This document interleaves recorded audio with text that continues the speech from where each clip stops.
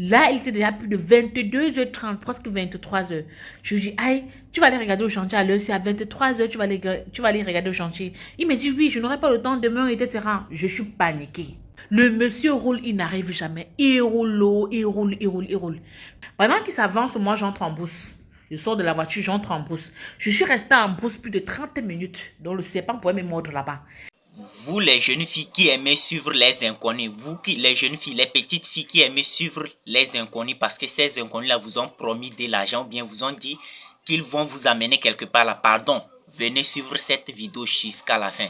C'est que faites beaucoup attention, s'il vous plaît. Les jeunes filles d'aujourd'hui, vous aimez toujours l'argent. Vous suivez l'argent, vous suivez des personnes sans même connaître ces personnes-là. La personne vous invite dans un endroit que vous ne connaissez même pas. En plus, vous ne connaissez même pas la personne et puis vous suivez la personne parce que la personne vous a promis que lorsque vous arrivez, il va vous acheter telle chose ou bien il va vous donner telle chose et telle chose. Pardon, venez écouter cette vidéo attentivement jusqu'à la fin et faites beaucoup attention. Je répète encore, faites beaucoup attention pour sauver vos vies. Commencez par partager la vidéo parce que ça va sauver beaucoup de personnes. Surtout les jeunes filles, vous allez vous faire sacrifier pour rien. Je répète encore, vous allez vous faire sacrifier pour rien. Regardons cette vidéo attentivement et après on va s'attraper pour parler. J'ai failli me faire tuer en 2018 lorsque j'étais étudiante. Aujourd'hui, je ressens le besoin de forcément partager cette expérience avec vous parce que je me dis que ça peut aider certaines filles en fait. Ça peut vraiment aider. Je vais vous raconter la petite histoire et déjà j'ai dit merci à Dieu parce que si nul n'était lui, certainement on serait en train de parler de moi au passé. En effet, en 2018, j'étais étudiante, j'étais dans une chambre d'étudiant, délaissée à moi-même, je m'en sortais pas à manger, j'arrivais même presque pas à manger. C'était très très compliqué pour moi en fait. Et étant sur les réseaux sociaux, je faisais des rencontres. Du coup, il y a un monsieur qui m'a écrit. Et à travers les réseaux sociaux, il se présente, il me dit qu'il a Yaoundé, etc. Il me dit qu'il veut une deuxième femme, tout ça. C'était un monsieur bien âgé par rapport à moi. Il suffisait seulement de regarder sa photo pour savoir que c'était un monsieur de la cinquantaine et plus. Et moi, à l'époque, je n'avais que 22 ans en fait. Donc, c'était compliqué pour moi. Du coup, je me suis dit, mais voilà, pourquoi ne pas faire comme les autres? Je me suis immédiatement dit, ben voilà, c'est mon sugar daddy à moi, c'est un monsieur riche, il dit qu'il veut une deuxième femme. Voilà, il y a mes petites soeurs qui épousent les hommes très âgés et qui sont riches. Pour moi, en fait, c'était l'occasion d'avoir mon sugar daddy qui devait prendre aussi soin de moi, en fait. Pour moi, c'était un peu ça dans ma tête. Et le monsieur m'invite à Yaoundé, il me dit qu'il vient, on se rencontre, t'inquiète pas, c'est pas une histoire de sexe, je veux seulement te voir pour qu'on puisse dialoguer et voir si ça peut marcher, etc. J'ai dit, ok.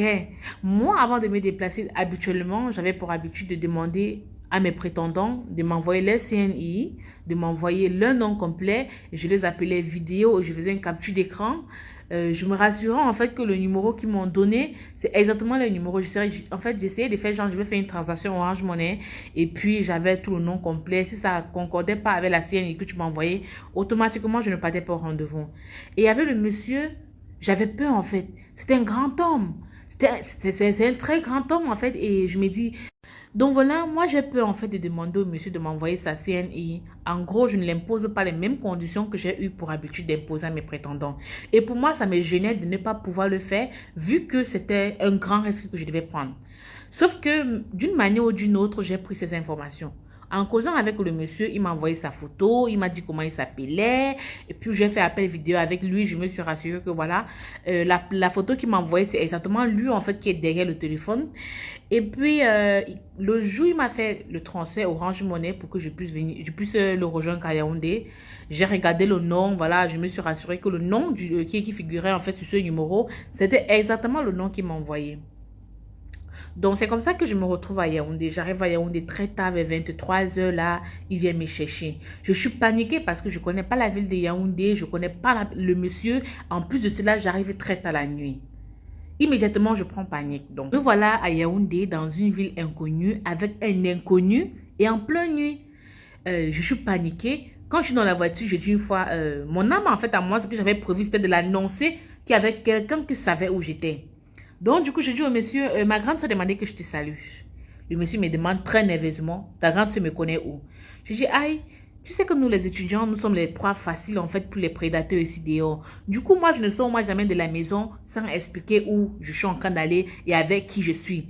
Et il me repose encore la question, et ta grande sœur, avec qui tu es? Je dis, bien sûr, tu m'as envoyé tes photos, non? J'ai envoyé tes photos à mes grandes sœurs, j'ai envoyé à quelques amis, parce que, voilà, tu sais, nous, là, je suis une jeune fille, je vis seule.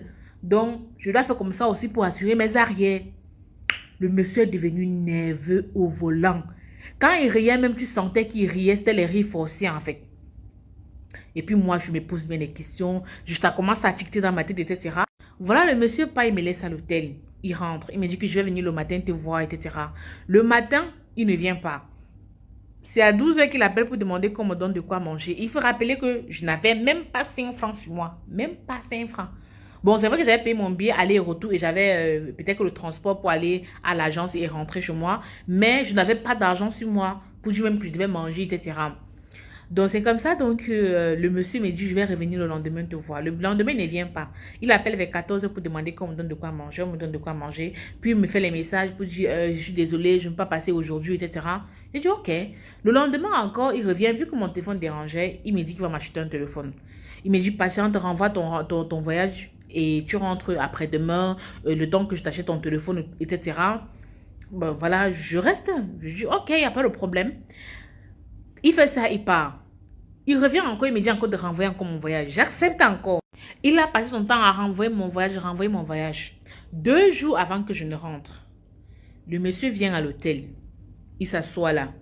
Il me dit, ton intelligence t'a sauvé. Ne refais plus jamais ça. Je vous jure, je n'ai même pas posé la question au monsieur à savoir pourquoi il a dit ça. J'ai compris sur moi, je suis restée tranquille. Je dis, mais je suis restée tranquille, j'ai plié ma queue. Après ça, le monsieur, lui, il est parti.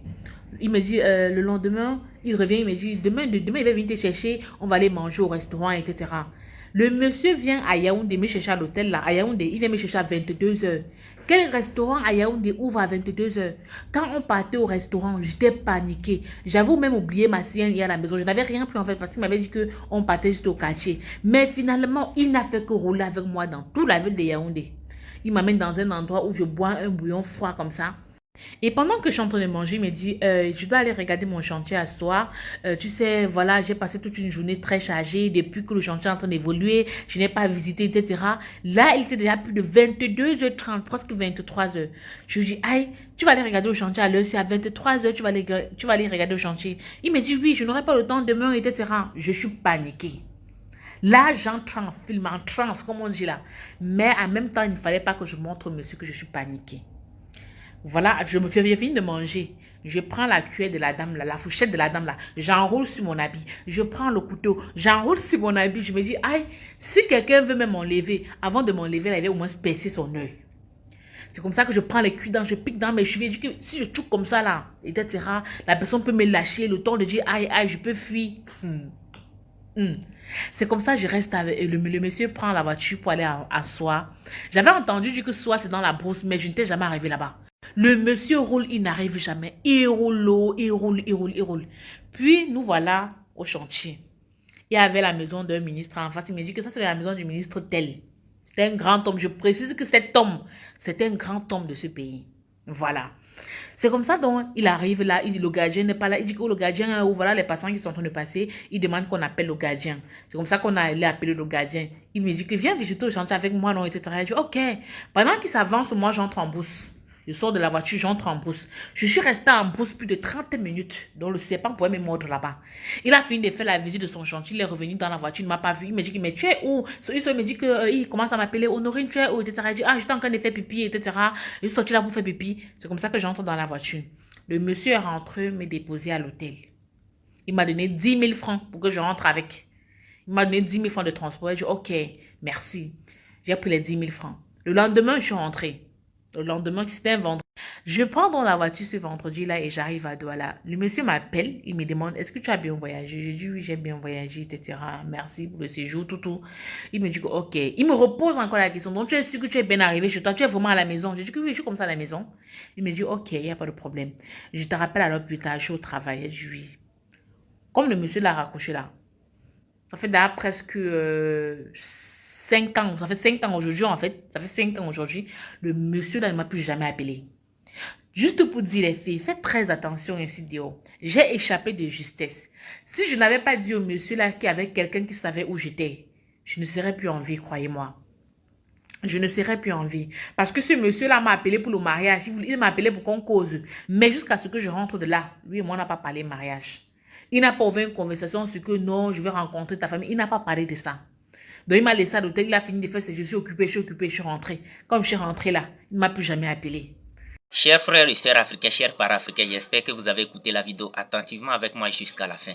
Imaginez si la fille n'avait pas dit au monsieur qu'il a envoyé toutes ses photos à sa grande sœur. Imaginez ce qui allait se passer.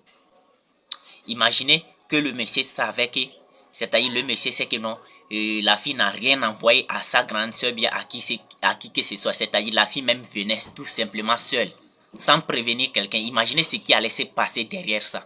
Les filles d'aujourd'hui, si je vous ai fait regarder cette histoire, genre si je vous ai fait regarder cette vidéo, c'est pour que vous preniez genre des conseils. Arrêtez de suivre des gens parce que ces gens-là vous ont promis. Vous rencontrez quelqu'un sur les réseaux sociaux puis vous suivez cette personne. Sans même connaître cette personne, vous n'avez jamais vu cette personne et puis vous le suivez. C'est que vous n'avez jamais fait appel vidéo. Vous ne vous êtes jamais rencontrés.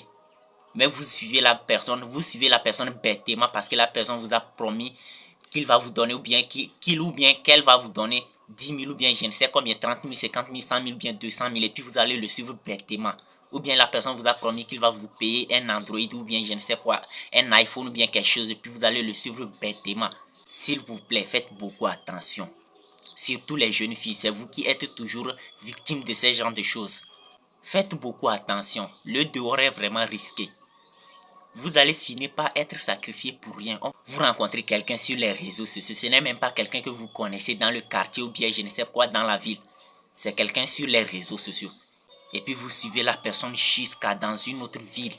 C'est-à-dire la personne, c'est que la personne même n'est même pas dans votre ville. Même si la personne est dans votre ville, c'est que personne ne connaît personne. L'apparence est toujours trompeuse.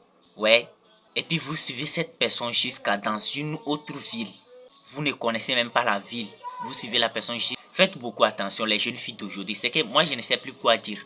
Donnez votre avis dans les commentaires. Faites beaucoup attention. Si je vous ai fait regarder cette vidéo, c'est pour que vous preniez conseil. C'est vraiment très important. Les filles, s'il vous plaît, mes soeurs et mes petites soeurs, mes grandes soeurs, mes mamans, faites beaucoup attention. Mes frères et soeurs, faites beaucoup attention. Arrêtez de suivre des gens. Arrêtez de suivre des gens que vous ne connaissez même pas.